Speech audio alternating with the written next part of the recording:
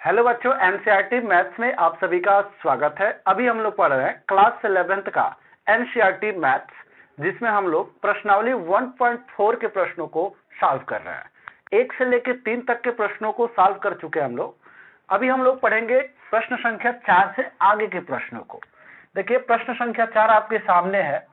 इसमें जो है कि A union B, A union C, B union C, B union D, A union B union C, A union B union D और ये B union C union D निकालना है। और ये ए बी सी डी और जो है कि 4 सेट दिए हुए हैं। इसके पहले हम लोग 1 से 3 तक के जब प्रश्न सॉल्व किए थे, उसमें हम लोग यूनियन और इंटरसेक्शन को बहुत अच्छे से पढ़ा था। यूनियन क्या होता है, इंटरसेक्शन क्या होता है। तो इसका लिंक आपको डिस्क्रिप्शन में मिल जाएगा, वहां से जाके आप अच्छे से समझ सकते हैं कि यूनियन क्या होता है, इंटरसेक्शन क्या होता है। वैसे नॉर्मली हम यहाँ पे समझेंगे यूनियन और इंटरसेक्शन का मतलब, तभी ये क्वेश्चन सॉल्व हो पाएगा। तो देखिए बच्चों, यूनियन का हिंदी होता है सम्मिलन। ये वाला जो सिंबल आपको देखने को मिल रही है, जो सभी प्रश्नों में है, इसका मतलब होता है यूनियन, अर्थात हिंदी में होता है सम्मिलन।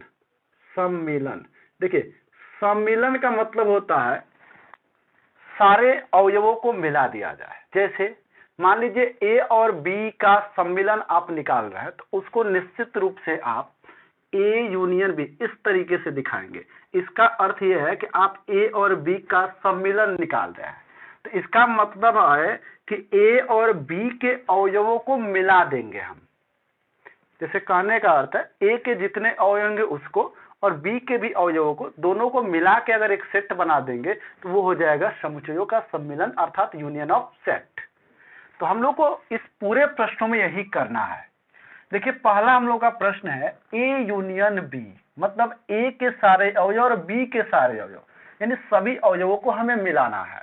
तो यहाँ पे मिलाते समय एक चीजों का ध्यान रखना आपको है कि कभी भी सेट का एक नियम है कि एक ही अवयव आप 2 बार नहीं लिख सकते। तो ये हमेशा ध्यान रखना है। जैसे आप यहाँ पे देख पा रहे हो बाबू, यहाँ 3 और ये 3 मैच कर रहा है। हमें निकालना है ए यूनियन बी। तो ए यूनियन बी निकालने के लिए एक इन दोनों के अवयवों को मिला देंगे। एक इसमें है लेकिन इसमें नहीं है। 1 2 3 4 पर इसके एलिमेंटों को हमने लिख लिया। अब देखिए 3 आप लिख नहीं सकते, क्योंकि एक ही अवयव आप 2 बार नहीं लिख सकते। 3 हो गया। उसके बाद से मान लीजिए 4 भी ऑलरेडी पहले से लिखा जा चुका है, तो इसको भी नहीं लिखेंगे। उसके बाद आएगा 5 के बाद 6। ये हो जाएगा ए यूनियन बी के एलिमेंट्स। अब निकालना हमें है ए यूनियन सी। तो ए के अवयव और सी के अवयव इस बार हमें मिलाना है। तो ए के अवयव पहले लिख लेते हैं, 1 2 3 4। अब बी के अवयव को भी इसी में लिख लेंगे हम। जैसे यहाँ पे देखिए 5 6 7 8, ये सी के अवयव है। ए यूनियन सी हमें निकाल रहे हैं, इसलिए लिखेंगे 5 6 7 8। ये निकल गया ए यूनियन सी। अब बात करते हैं बी यूनियन सी की। तो बी यूनियन सी में देखेंगे तो बी के अवयव लिखेंगे, तो बी का अवयव है 3 4 5 6 और यहां से हो जाएगा सी का जो 5 लिख नहीं सकते,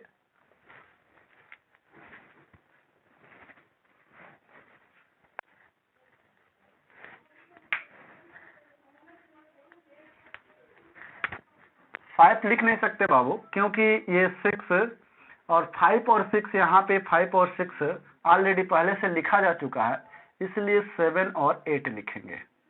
ये हो जाएगा हम लोग का तीसरा प्रश्न। अब चौथे प्रश्न को देखते हैं। चौथा प्रश्न बी यूनियन डी निकालना, यानी बी यहाँ पर है और डी यहाँ पर है। इस बी और डी को मिला देना है हमें। तो बी में अवयव है 3 4, उसके बाद से है 5, उसके बाद 6, इसमें का अवयव लिखेंगे 7 8 9 10। ये हो जाएंगे बी यूनियन डी। यहाँ पे आप देख पा रहे हो A union B union C, यानी ए बी सी तीनों सेट को मिला के जब हम लिख देंगे तो A union B union C हो जाएगा। तो ए के एलिमेंट है 1 2 3 4 और बी के एलिमेंट है 3 4 5 6, लेकिन 3 4 पहले से लिखा जा चुका है, इसलिए 5 6 लिखेंगे। और सी के एलिमेंट है 5 6 7 8, तो 5 6 पहले से हम लिख चुके हैं, इसे लिखेंगे 7 और 8। इन हो जाएगा 1 2 3 4 5 6 7 8, ये हो जाएगा A union B union C। अब है A union B union D, तो A B D को मिलाना है, तो A B के पहले एलिमेंट को लिखते हैं 1 2 3 4, इसमें है 3 4 5 6, तो 3 4 लिख चुके हैं, तो 5 और 6 हो जाएगा। उसके बाद है D, तो D के एलिमेंट को लिख लीजिए 7 8 9 10, ये हो गया D के। उसके बाद से एक लास्ट प्रश्न बच रहा बाबू, ये 7 number, B union C union D, यहाँ पे लिख लेते हैं हम लोग। तो B के एलिमेंट को हमें लिखना है पहले, तो 3 4 5 6। उसके बाद से C के अवयव ये है, तो 5 6 तो ऑलरेडी लिख चुके हैं, तो बचा है 7 और 8। उसके बाद से D वाले में 7 8 9 10 है, तो 7 8 तो लिख चुके हैं, 9 और 10 इसमें लिख लेंगे। ये हम लोग को हो जाएगा B union C union D। तो इस तरीके से ये रहा बाबू चौथे प्रश्न का सॉल्यूशन। अब हम लोग इसी के क्रम में पांचवें क्वेश्चन को देखते हैं। पांचवा क्वेश्चन क्या कह रहा है, तो बच्चों हम लोग का पांचवा प्रश्न है, कह रहा है प्रश्न 1 में दिए प्रत्येक समुच्चय युग्म का सर्वनिष्ठ समुच्चय ज्ञात कीजिए। यहाँ सर्वनिष्ठ की बात कर रहा है। सर्वनिष्ठ का मतलब हो गया इंटरसेक्शन की बात कर रहा है। जैसे अभी हम लोग यूनियन में ऐसे पढ़े थे, तो सर्वनिष्ठ में इस तरीके का सिंबल आएगा, इसका मतलब होता है इंटरसेक्शन। सर्वनिष्ठ इंटरसेक्शन, इंटरसेक्शन, इंटरसेक्शन।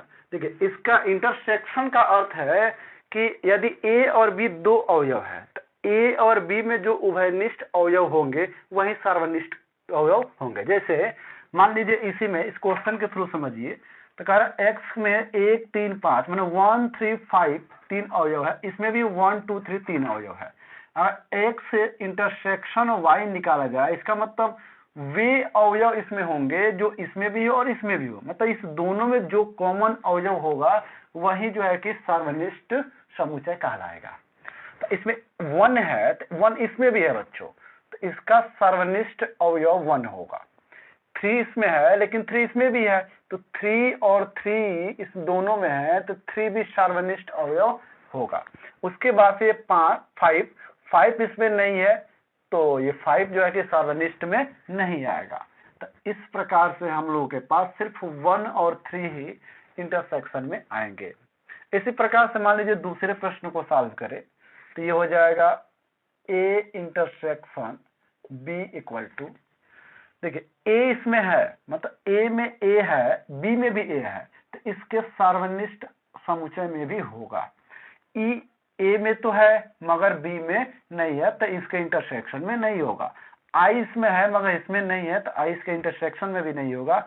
इसी प्रकार से ऐसा अब कोई भी अवयव नहीं है जो दोनों में उभयनिष्ठ हो, तो सिर्फ A ही एक ऐसा एलिमेंट है जो A इंटरसेक्शन B में आएगा। अब बात करें 3 नंबर प्रश्न की, तो कह रहा A is the set of x such that x एक प्राकृतिक संख्या है और 3 का गुणज है। इसको थोड़ा सा हम ना रोस्टर फॉर्म में लिखते हैं, तो यहाँ पे देखिए x एक प्राकृतिक संख्या, मतलब प्राकृतिक संख्या वे संख्या होती है जो 1 से स्टार्ट होकर अनंत तक जाती है। 1 2 3 4 5 6 को प्राकृतिक संख्या कहते हैं। तो कह रहा 3 का गुणज है, तो 3 के गुणज का मतलब जो 3 के मल्टीपल में है, तो पहला जो है कि 3 होगा, 6 होगा, 3 के मल्टीपल ही जो है कि 3 के गुणज कहलाएंगे। 9 हो जाएगा, 12, इसके बाद से 15, उसके बाद से 18, ये सब क्या है 3 के गुणज है, अनंत तक जाएंगे। उसके बाद कह रहा be the set of x such that x संख्या 6 से कम एक प्राकृतिक संख्या है। बच्चों ये 6 से कम का है, मतलब 6 नहीं है, 6 से कम है। इसका मतलब इसके जो रोस्टर फॉर्म अगर लिखेंगे तो एलिमेंट 1 आएगा, 2 3 4 5, बस इतना ही आएगा क्योंकि 6 से कम कह रहा है। अब हमें निकालना चूंकि A इंटरसेक्शन B है, तो हम निकालते हैं A इंटरसेक्शन, मतलब क्वेश्चन का आंसर यहाँ हम देते हैं A इंटरसेक्शन।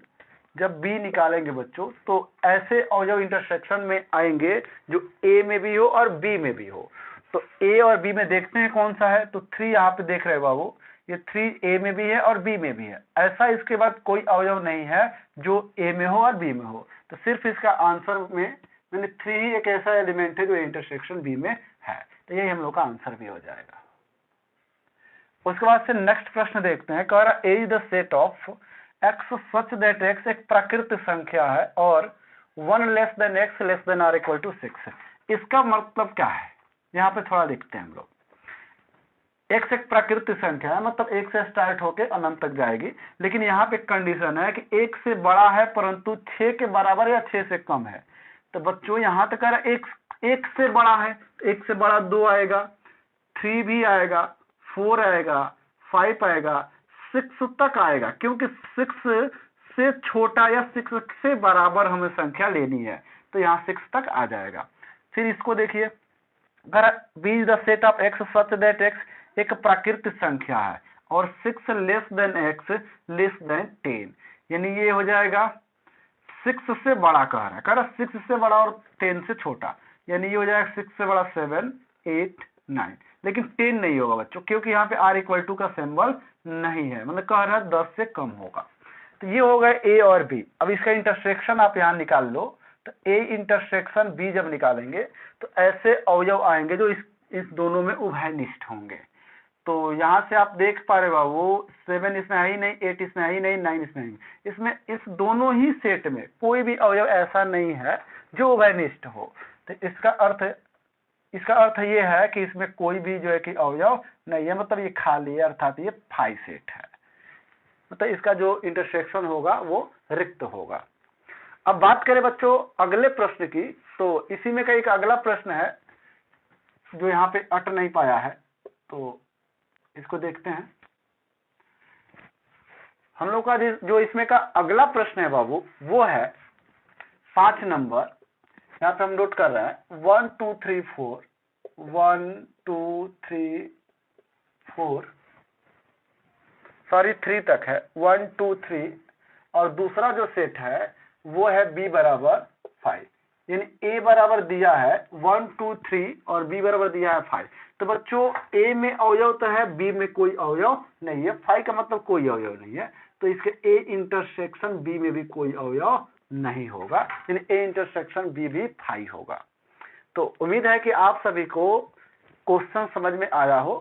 तो अगर समझ में आया हो तो वीडियो को लाइक कीजिए, चैनल को सब्सक्राइब कीजिए। Thank you.